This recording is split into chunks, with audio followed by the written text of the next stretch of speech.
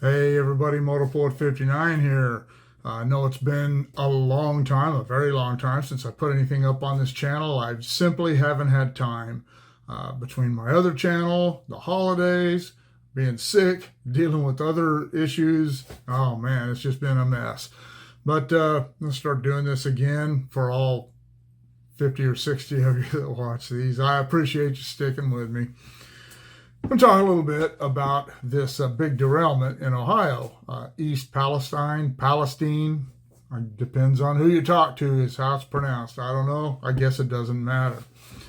What I want to hit on is how this is being politicized by the media and by unions. And I really don't think anybody else is actually politicizing this. There are a lot of union members who work for railroads who are jumping on that bandwagon, and they're doing that because of what is called precision scheduled railroading.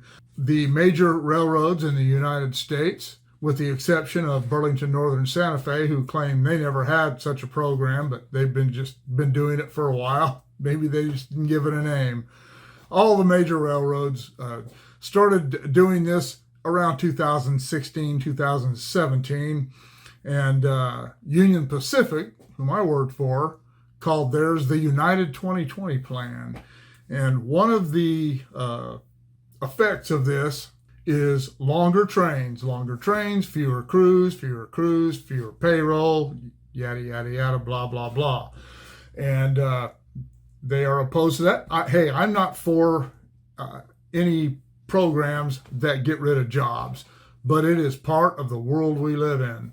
The job that I was on, the signal maintenance foreman job, southern San Joaquin Valley of the Fresno sub, was abolished after I'd been on it for 22 years, 9 months before I retired. And it sucked, but it was what it was. I made the best of it, finished out my career.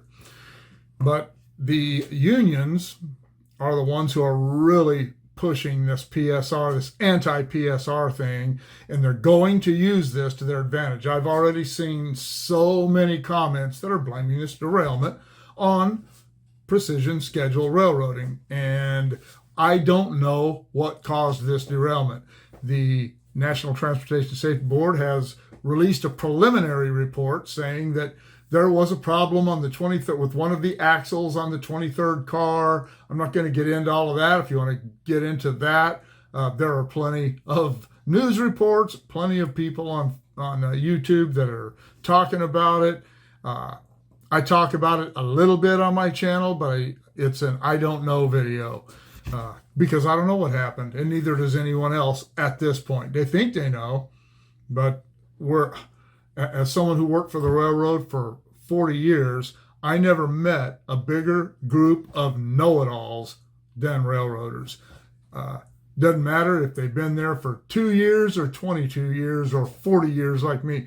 They're all a bunch of know-it-alls. I worked in the signal department. I learned early on, wait until we get the investigations done. Wait till the facts are actually proven before we start jumping to the next dot down the road. That is not what is going on right now. People are spreading misinformation. They're speculating. It's crazy. And the media are jumping on that bandwagon too. Both sides, the Democrats and the Republicans, the mainstream leftist media, and what I've seen on Fox News. I don't generally watch the news, and I haven't read a newspaper probably in over a decade. I get my news from other sources, more reliable sources, more consistent sources. But one of the things I saw, because I started watching some news clips about this on Fox, is Pete Buttigieg, or however the hell his name is pronounced. He's an idiot. He checked all the boxes. That's why he got that job. He has no clue what he's doing. He's in so far over his head that it's insane. But that being said, he had nothing to do with this. Nothing at all. Fox was jumping on him because he was making a little speech and said, "Oh, I lost my train of thought," and it turned into this big pun thing, and how dumb he was and how he couldn't drive a train. Oh, it was ridiculous. And then they said, "Why did it take him 20 days to go see this?" What's he gonna do? He doesn't know anything about railroading. What's he gonna do? Go out there and put the tracks back in shape, push all those cars out of the way, go find the problem and tell everybody what it was? That's not his job. Even if he was competent, that would still not be his job. So I can't stand the guy, but get off his case. This has nothing to do with him. And making fun of, the whole his train of thought, they were laughing about this. These people in this town are suffering. This has been an horrific event in their town. The chemicals, the soot, the rain. Oh, it's just been terrible. If you haven't seen this, watch the news. It's just been awful what's happened to these people. And making sport of it, Fox News, shame on you. Shame on you. CNN, MSNBC, and ABC, shame on you for spreading speculation and misinformation. Just like my granddad used to always tell everybody, if you don't know what you're talking about, just don't talk. They're talking about the wayside detectors. You can go over to my Mark Clay McGowan channel, and I have a whole segment that I did on how wayside detectors work. And I'm going to do another one that gets more involved in the tolerances, the thresholds of all of this. But I'll do that down the line. But the railroad equipment was working exactly according to the NTSB and to Norfolk Southern was working exactly as intended.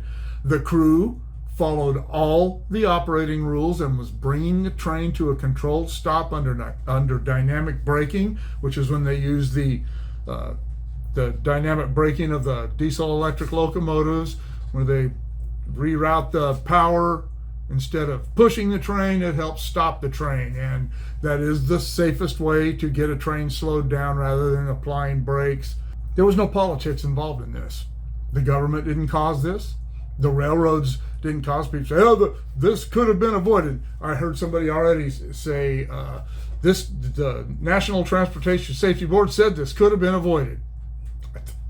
I didn't read that in any of the reports, in the report that I read. People are spreading misinformation. Stop it. The people of that city don't need this crap. They are suffering, and they don't need people making fun of the situation because of dumbass politicians.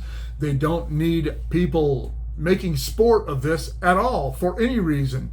And the leftist media, they don't need to be spreading misinformation and speculation as they always do. I haven't heard anybody directly blame Donald Trump for this yet, but I wouldn't be surprised if it comes about. We don't know what happened yet. They are looking at one of the axles on the 23rd car of a 149 car train that had two higher temperatures within the threshold of the wayside detectors. When it passed the third one, it had exceeded on one side, one of the bearings had exceeded that temperature. That sends an announcement to the train and tells them over the radio that they have a hot box, which is a hot journal at the end of the axle, where the axle rides and the mechanism for the cars. I don't even know what all that stuff's called, but that gets overheated. It tells them hot box, axle such and such, and the train comes to a stop. They get out and inspect it. As they were slowing down, the train derailed. That's what happened. That's all we know. We don't know if that hot journal is what caused the derailment. We don't know if the axle broke. We don't know if the bearing seized. We don't know if the wheel broke. We don't know anything. The NTSB has taken that axle and the downloads from the hotbox detectors, the wayside detectors, and they have all that stuff, and they're going to look at it. if that turns out to be the problem, there certainly wasn't anything that PSR had to do with that. That has been happening forever. We have had hot box detectors. I went to work for the railroad in 1979, and we already had them back then. They were more primitive than they are today, but we had them back then. This should not be a political thing. Once the dust settles and all the facts are in and they come up with a determination, I had someone talking to me and telling me, well, politics, maybe get involved in that, because then someone needs to determine if we're going to keep hauling. This was called vinyl chloride, the chemical that they released, that they said they had to release because it was in danger of blowing up because it was undergoing a polymerization effect. And so, I don't know. I'm not a hazmat guy. I just know what I read. And should trains be hauling that? I don't know. Should trucks be hauling it? Should we be putting it in pipelines? I'm not a chemist. I don't know anything about this stuff.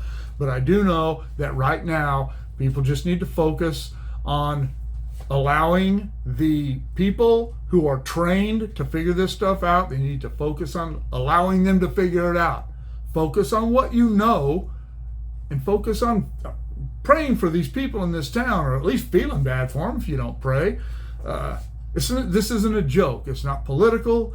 The railroads don't put trains on the ground on purpose to make money. I've had people say that on my other channel before. Yeah, this is all by design. Yeah, that's what railroads want to do. They want to put trains on the ground, screw up their tracks, put all these guys getting overtime. And I also saw, speaking of that, I didn't look at the clip yet. I just saw the heading to it where someone is saying that their cleanup is corrupt. I haven't watched it. Maybe I'll watch it and comment on that, but I don't know how that would really work. I know that these guys that I've seen clean up derailments don't drag their heels. Are their palms being greased? I don't know. I'm not part of that. I was a signalman. I didn't have anything to do with any of that. But it's hard to get away with that stuff anymore, and everyone knows it.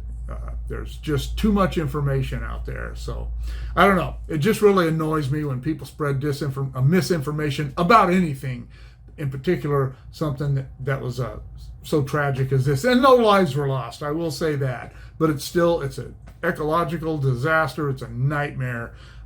It's awful. If you haven't seen any of the footage of this or the pictures, go look it up. It's really bad. But let's not politicize this. Let's let the facts become known, and there aren't going to be any cover-ups. That's just not going to happen. So the crew have already been cleared of any wrongdoing. They're in the clear. They did exactly what they were supposed to do, and that's good. I'm glad to hear that nobody's jumping on them. I'm surprised that the public hasn't. And I'm not surprised that the railroads didn't, because everybody said, oh, I got probably hundreds of comments already about this. Well, the railroad's just going to blame the crew. They didn't. So I'm talking about know-it-alls. And a lot of these people, what really annoys me is a lot of these people that make these comments don't even work for the railroad. They don't even know anything about the railroad. They just know what they hear. And that's how misinformation gets spread. And the people of East Palestine, don't need that right now, and neither does anyone else. So if you don't know what you're talking about, don't talk. That's how I feel about that. All right, well, that is my first video on here in a while, and I don't even remember how to close these ones out because I do it differently than my other channel, but I will say this. Let me know what you think. Shoot me an email at motopoet59@gmail.com. Like, share, subscribe, click on the bell if you want to be notified of future content, and we'll see you all later.